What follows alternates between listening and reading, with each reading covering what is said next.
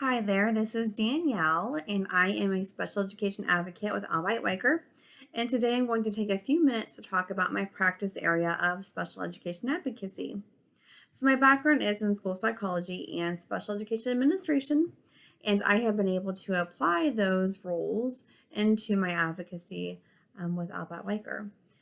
Traditionally, I spend my time with clients working to ensure that school districts are following the laws that govern special education, which is IDEA, or the Individuals with Disabilities Education Act, and ADA, which is the Americans Disabilities Act, and Section 504 specifically under ADA, which provides accommodations to students who have a disability.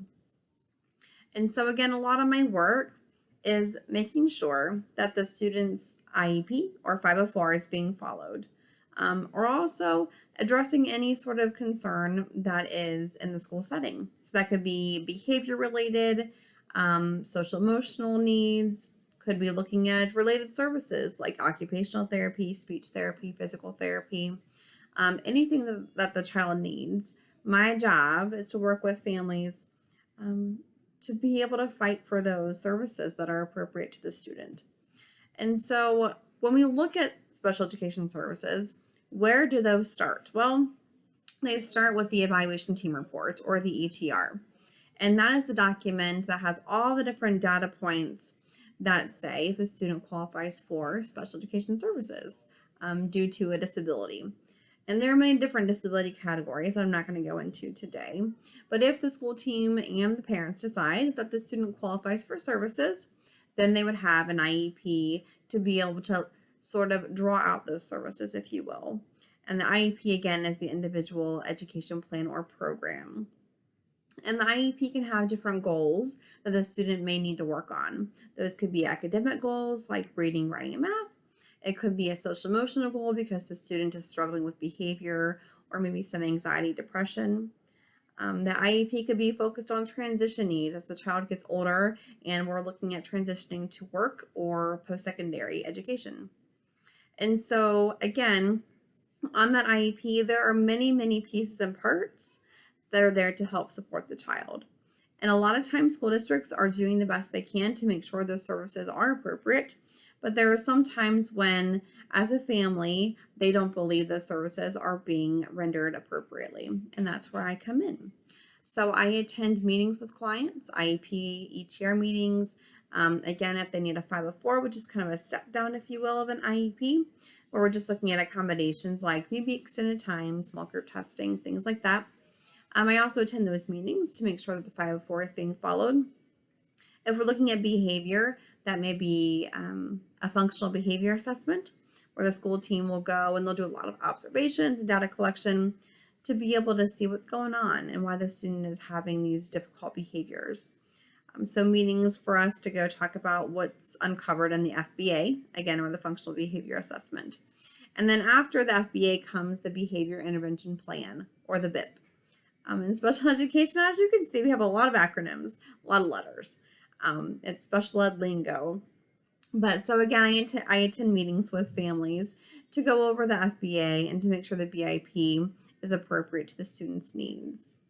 So a lot of my meetings, we talk about documents and what's in those documents and making sure we can apply them to the school setting.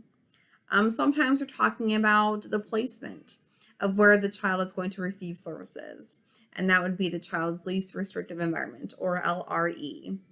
And a lot of times those conversations can be difficult because you're looking at a continuum of placements. Sometimes, I actually have a current case on this. Sometimes we're talking about twice exceptionality. So students who have a disability and need an IEP to support them, but are also gifted. And so you have two different ends of the spectrum where we need support. So we need to make sure we're supporting both ends, both areas of need for that child, because giftedness is awesome, but giftedness is also a struggle for the student at times. And so we need to make sure that they are having appropriate services and supports to address the disability and support their giftedness. So those are the things that I typically work with clients on. And I work with school districts as well. I kind of like to look at myself as the middleman, if you will. Parents don't typically come to me when things are going well. And so I like to be the person in the middle who can help facilitate communication between the school district and the parents, who can also help maybe come up with good different ideas that they haven't talked about yet. Sometimes there is a breakdown in communication, and I like to be the person who can help, again, start that back up and talk about what can be done. I also am a fighter, and so I will go to bat for these kids because they deserve the best. And so my job as an advocate is to be their voice because they can't often speak for themselves. And sometimes the parents are at the end of their rope, and so being a voice for them as well.